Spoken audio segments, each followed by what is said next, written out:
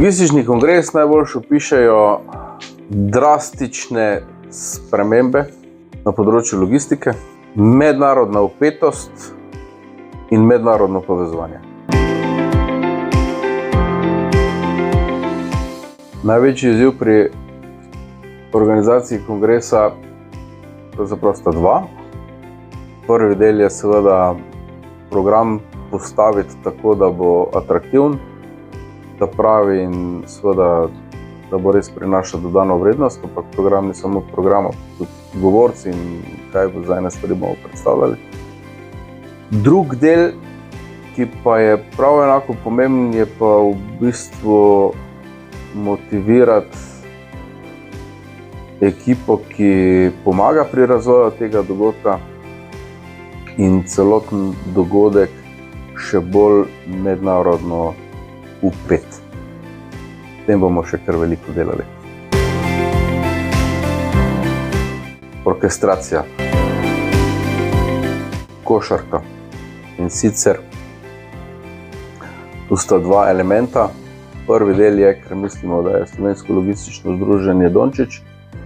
In druga stvar je, ker logistika tako ali drugače povezuje v bistvu in stvari spravlja iz enega konca na drug konec, tako kot v košarki potuje žoga iz enega konca na drug konec in seveda danes so trendi v tem, da je pravzaprav ta pot čim hitrejša in čim krajša in čim bolj dinamična.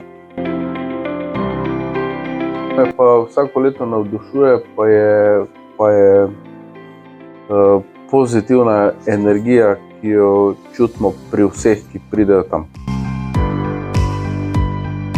Jaz mislim, da mora vsak, ki diši po logistiki, v prvi vrsti na ta kongres priti. In to ne samo iz Slovenije. Tisto, kar pa mislim, da mora pa vsak doživeti, pa ta pravzaprav pozitivna energija, ki jaz mislim, da odraža ta kongres in ta kongres dela drugačnega od vseh ostalih, na katerih sem bil. No, to je, odgovor je jasen.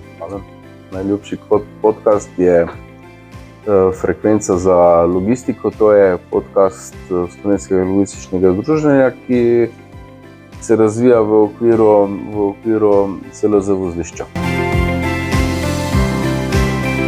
Uporabljam ChatGPT in pa seveda v poslu, kjer ga imamo,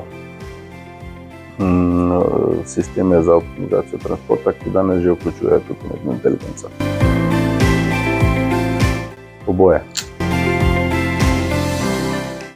Največji in najboljši.